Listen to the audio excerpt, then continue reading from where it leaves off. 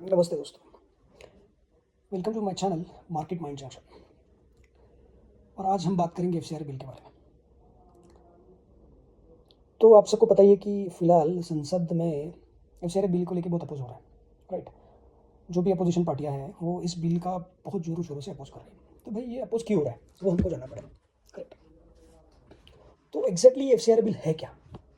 क्यों मतलब अपोजिशन पार्टियां इसका विरोध क्यों कर रही है?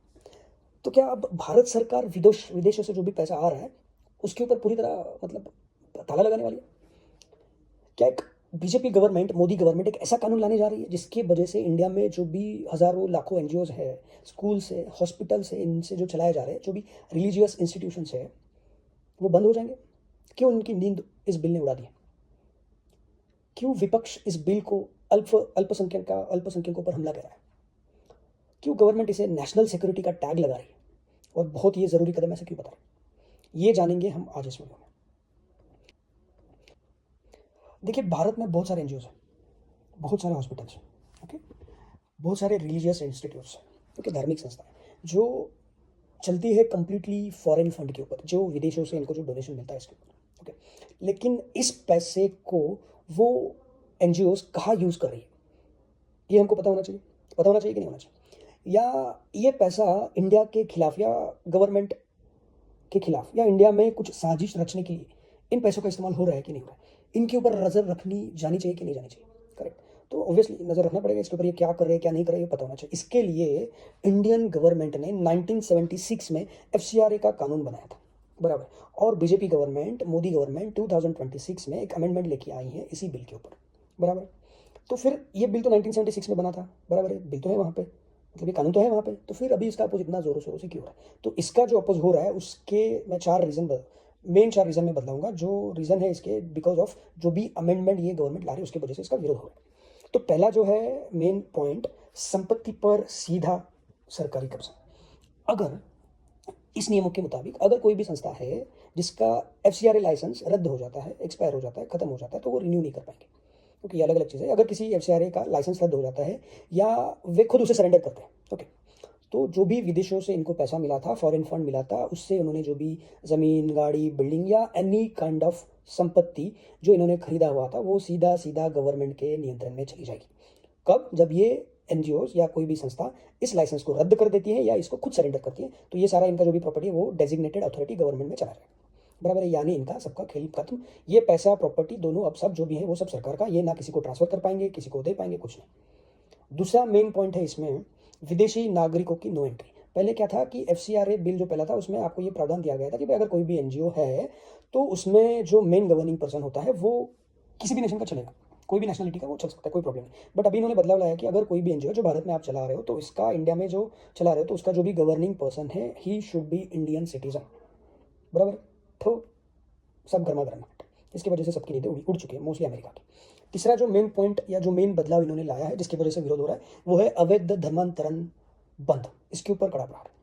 अब इस बिल में मोदी गवर्नमेंट ने साफ साफ लिखा है कि भाई आपको जो भी पैसा बाहर से मिल रहा है वो आप फोर्सफुली रिलीजियस कन्वर्जन के लिए आप इस्तेमाल यूज़ नहीं कर सकते हो, ओके। अगर ऐसा किसी ने किया, किसी संस्था ने ऐसा किया, तो उनके ऊपर लाइफ टाइम बैन लग सकता है।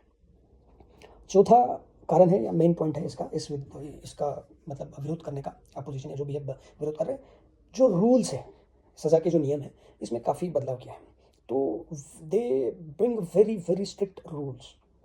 जो भी इसका ये करेगा, मतलब नियम तोड़ेगा, उसके लिए बहुत स्ट्रिक्ट नियम उन्होंने लाए। तो इसकी वजह से सबकी नींद उड़ गई है, ओके।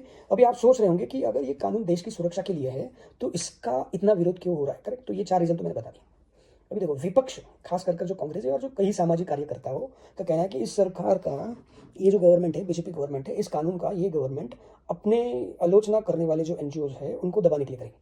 उनका आरोप ये भी है कि भाई संपत्ति जब्त करने वाले जो क्लॉज है इसका इस्तेमाल करके जो अल्पसंख्यक है, विशेषकर जो ईसाई मिशनरियाँ है और जो मुस्लिम कल्याणकारी संस्था है, उनको निशाना बनाएगी ये बीजेपी गवर्नमेंट, ठीक है।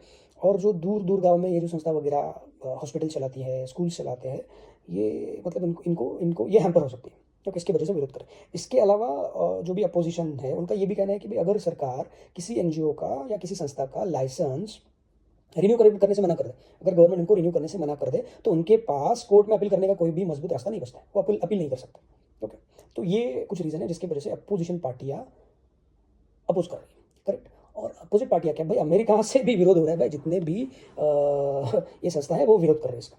और दूसरा भी वर्तमान स्थिति क्या है इस बिल की, तो बीजेपी गवर्नमेंट ने क्या कर दिया कि इस समय ग्राउंड रियलिटी ये है कि संसद में जो भारी हंगामा हो गया इसकी वजह से और जो विरोध हो गया, इसके बाद सरकार ने इस बिल को सीधे पास नहीं किया, इसे जेपीसी के पास भेज दिया। जेपीसी यानी जॉइंट पार्लियामेंट्री कमेटी, ओके, जो संसद की संयुक्त समिति होती है उसके पास भेज दिया। इसका मतलब अभी क्या है, ये कमेटी विपक्षों से पूछेगी कि भाई क्या अच्छा है क्या बुरा है, लोगों के पास जाएगी, क्या अच्छा है क्या बुरा है, जो संस्था है उनको भी पूछेगी क्या अच्छा है क्या बुरा है, क्या सही है, उनसे सुझाव ली क्या होना चाहिए क्या नहीं होना चाहिए सबसे, बराबर। उसके बाद जो इसके विशेषज्ञ हैं उनके पास जाएगी, उनको पूछेगी सही है गलत है अच्छा है बुरा है, क्या ऐड करना है क्या निकालना है, फलाना ढिमकाना, ओके। और उसके बाद एक फाइनल रिपोर्ट तैयार करके उसके बाद ये बिल जो है वो कानून का रूप, लॉ का रूप ले लेगा, बराबर। ओके, अभी इसका कंक्लूजन क्या है भाई, ये जो एफसीआर बिल है ये जो भी चल रहा है उसका कंक्लूजन क्या निकलेगा। दोस्तों देखो, अभी सिंपल मैं फंडा बताता हूँ, बीजेपी गवर्नमेंट काम कैसे करती है। आपको नहीं लगता कि ये जो भी फॉरेन फंड आ रहा है उसमें ट्रांसपेरेंसी होनी चाहिए। भी आप देखो कि इंडिया कितना वाइब्रेंट है, ओके, मतलब as compared to others we are very stable, but यहाँ पे अगर आप देखोगे कि बीजेपी गवर्नमेंट से पहले यहाँ पे हमेशा आतंकवादी हमले, फलाना ढिमका ये वो चलता रहता है, तो कंटिन्यूसली कुछ ना कुछ हो रहा है। कन्वर्जन भी बड़े पैमाने पे चल रहा है, okay, even we have seen many movies about it. आप केरल स्टोरी देख लिया होगा, उसमें भी कन्वर्जन का बहुत सारी चीज़ें बताई है, बराबर। इवन आफ्टर दैट केरल से बहुत सारी न्यूज़ भी आई है कि कैसे हिंदू लड़कियों को टारगेट किया जाता है, या जो भी हिंदू रिलीजन के है उनको कैसे टारगेट करके ईसाई बनाया जाता है, या जो भी अनदर रिलीजन है उसमें उनको कन्वर्ट किया जाता है। ये बहुत सारे किस्से वैसे वाक्य, बराबर। तो अभी ये मेरा एनालिसिस है कि बीजेपी ने क्या सोचा होगा कि भाई इसका रूट कॉज करते हैं, इसको पूरी तरह से हमको खत्म करना है तो हम कैसे खत्म करेंगे, बराबर है। अभी इंडिया को इनको वाइब्रेंट नहीं होने देना है, इंडिया को स्टेबल रखना है, तो स्टेबल हम कैसे कर पाएंगे, एक कन्वर्जन को रोकना होगा, बराबर है। उसके बाद जो भी विदेश से फंड आने वाला है उनको रोकना होगा, बराबर। ये सारी चीज़ें बंद करनी होगी। तो अभी सिर्फ एक एक रिलीजन को हम टारगेट नहीं कर सकते, बराबर है। एक रिलीजन को टारगेट करके हमारा प्रॉब्लम सॉल्व नहीं होगा, या सिर्फ एक रिलीजन के ऊपर अगर हम ये करेंगे कि भाई आपकी वजह से ये हो रहा है वो हो रहा है, तो वो सही नहीं होगा, बराबर है। तो इसकी वजह से बीजेपी गवर्नमेंट ने क्या किया कि एफसीआरए बिल में अमेंडमेंट लेके आ गया, ओके। अमेंडमेंट क्या बदलाव लेके आए, चार जो मेन बदलाव है तो मैंने आपको बता दिया, रीजन जो अपोजिशन वो इसका अपोज कर रही है वो भी मैंने आपको बता दिया। अभी इन्होंने क्या क्या सोचा होगा कि हमको इनको पूरी तरह से बंद करना है, इंडिया को अगर स्टेबल रखना है, इंडिया को अगर सेफ रखना है, तो फॉरेन से जो भी फंड आ रहा है यहाँ पे जो भी मतलब फॉरेन से पैसा आ रहा है वो कहाँ पे यूज़ हो रहा है गलत तरीके से, जैसे बहुत बार दंगा दंगा वगैरह हो जाता है, बराबर है। यहाँ पे भड़काऊ भाषण लोग कर देते हैं या कुछ फंड कर देते हैं गलत करने के लिए। ये सारी चीज़ें हमने नेपाल देखा है, नेपाल में देखो अभी फिलहाल क्या हो रहा है, हमने बांग्लादेश जलता देखा, नेपाल जलता देखा, बराबर। तो ये सारी चीज़ें इंडिया में नहीं होनी चाहिए, और ये कहाँ से हो रही है इसका पूरा root cause analysis BJP government ने, जो भी उनके धुरंधर है उनके पास, उन्होंने उसका रूट कॉज निकाल के गवर्नमेंट के पास दे दिया होगा, और उन्होंने बोल दिया कि भाई इसका जो भी प्रॉब्लम है वो है एफसीआरए रेगुलेशन अमेंडमेंट है, सॉरी, इसका जो भी प्रॉब्लम है, जो भी इंडिया वाइब्रेंट अगर हो सकता है, यहाँ इंडिया को अगर कोई तोड़ सकता है तो वो है फॉरेन फंड। इसकी वजह से बीजेपी ने ठान लिया कि भाई इसको हमको खत्म करना है। हम अभी खत्म कैसे करेंगे, हमको कन्वर्जन बंद करना है, इंडिया को स्टेबल रखना है, तो फॉरेन से फंड आना बंद होना चाहिए।